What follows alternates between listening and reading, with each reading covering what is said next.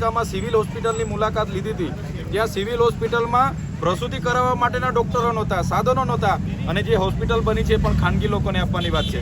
એટલે આજના તબક્કે આ લોકોએ જેટલા પણ આમ આદમી પાર્ટીના, કોંગ્રેસના કે બીજા બધા ઉમેદવારો હતા એમને ડરાવી ધમકાવીને ભાજપના ઉમેદવારોને બિનહરીફ કરાવવા માટેના ખૂબ પ્રયાસો અહીંયા થયેલા છે.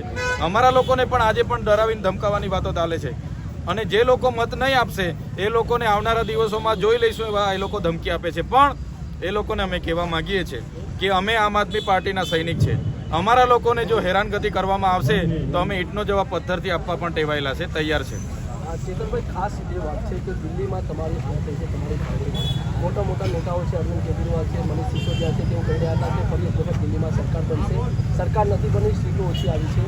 આમ આદમી પાર્ટીની આગામી દિવસોમાં કેવી રણનીતિ? અમારી ત્યાં ચોક્કસ પ્રયાસો હતા કે અમારી સરકાર બને, કેમ કે અમે એ રીતના ફ્રી વીજળી હોય, પાણી હોય, ફ્રી શિક્ષણ હોય, આરોગ્ય હોય, મહિલાઓને ફ્રી મુસાફરી હોય, ત્યાં તમામ પ્રકારની અમે જે ગેરંટીઓ આપી હતી અમે પાડી હતી.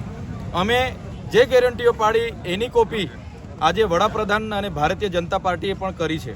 તો કહેવાનો મતલબ કે ત્યાં સામ દામ દળ ભેદ નીતિ અપનાવીને આ લોકોએ વહીવટી, સીબીઆઈ, ઈડી, ચૂંટણી આયોગ બધાનો ઉપયોગ કરીને અમારા અરવિંદ કેજરીવાલજી અને આમ આદમી પાર્ટીને ત્યાં હરાવેલા છે. આજે અમારા 22 ધારાસભ્ય છે, માત્ર 2% વોટોનો ત્યાં ડિફરન્સ છે, પણ એનાથી આમ આદમી પાર્ટી તૂટવાની નથી. આમ આદમી પાર્ટી આજે પંજાબમાં 92 ધારાસભ્ય સાથે મજબૂત છે. આજે આમ આદમી પાર્ટીના 13 સાંસદો મજબૂત છે.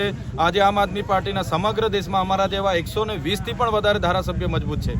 આવનારા દિવસોમાં તાલુકા, જિલ્લા પંચાયતો હશે કે વિધાનસભા હશે, આમ આદમી પાર્ટી પૂરી તાકાતથી લડશે. અને આ અમારા ટૂંકા ગાળા દરમિયાન એક હારનો સામનો કરવો પડ્યો છે, પણ અમે સંઘર્ષશીલ લોકો છે, ધૈર્ય સાથે આગળ વધતા રહીશું.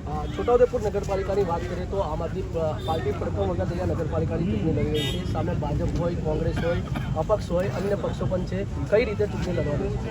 બસ અમારા મુદ્દા સ્પષ્ટ છે. લોકોને પીવાનું પાણી સ્વસ્થ સમયે મળે, અહીંના લોકોને સારી વીજળી મળે, સાથે અહીંના જે પણ ગટરના પ્રશ્નો છે એનું નિરાકરણ આવે, અને જે લોકોના ટેક્સનું સ્વભંડોળ હોય કે તમામ પ્રકારના વેરા વસૂલાત થાય છે, ગ્રાન્ટ આવે છે, એની ઉપયોગ લોકોના કામ માટે અમે કરીએ. એ અમારો પારદર્શક વહીવટ કરવા માટે જ અમે ઉમેદવારી કરી છે, અને અમને પૂરો ભરોસો છે છોટાઉદેપુર નગરપાલિકાના લોકો પર કે આ વખતે અમારા ઉમેદવારો પર એ લોકો ભરોસો કરશે, અને ચોક્કસ અમે પારદર્શક વહીવટ આપીશું.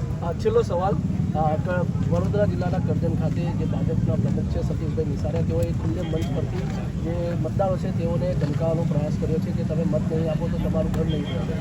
તમારી શું પ્રતિક્રિયા છે? માત્ર કરજણ નગરપાલિકા જ નહીં પણ પૂરા ગુજરાતની નગરપાલિકાઓની ચૂંટણીઓમાં, પેટા ચૂંટણીઓમાં ભારતીય જનતા પાર્ટીએ પોતાના ઉમેદવારોને બિનહરીફ કરવા માટે જે પણ સામેના પક્ષે ઉમેદવારો હતા, એ આમ આદમીના હોય, કોંગ્રેસના હોય કે કોઈ પણ પક્ષના હોય કે અપક્ષના હોય, બધાના ફોર્મો આ લોકોએ ખેંચાવવા માટે સામ દામ દણ ભેદ નીતિનો ઉપયોગ કર્યો છે અને પોતાના ઉમેદવારોને બિનહરીફ કર્યા છે. તો આ જ નીતિ એમની છે.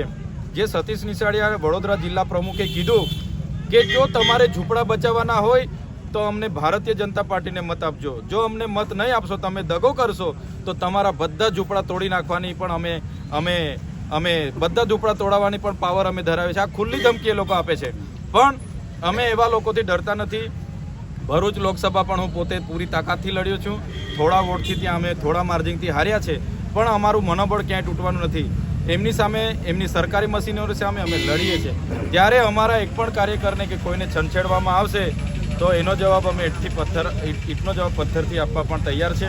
એટલે અમે એનું મનોબળ પૂરવા માટે જ, અમારા સાથીઓના સહકાર માટે, સમર્થન માટે જ આજે પ્રચારમાં આવ્યા છે. ચેતરભાઈ, ખૂબ ખૂબ આભાર. તો આ હતા આદિવાસી નેતા અને ધારાસભ્ય ચૈતર વસાવા, જેઓએ આગામી નગરપાલિકાની ચૂંટણી અને દિલ્હીમાં આમ આદમી પાર્ટીની હાર મુદ્દે તમામ મુદ્દે આપણી સાથે ચર્ચા કરી છે. Rehan Patel, vibes of India, Gujarati news, Chhotaudepur. એટલે અમે નવરાત્રી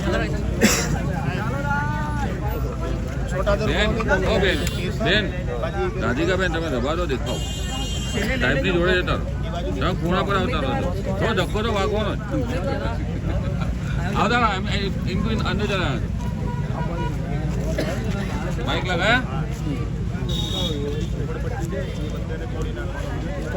છોટાઉદેપુર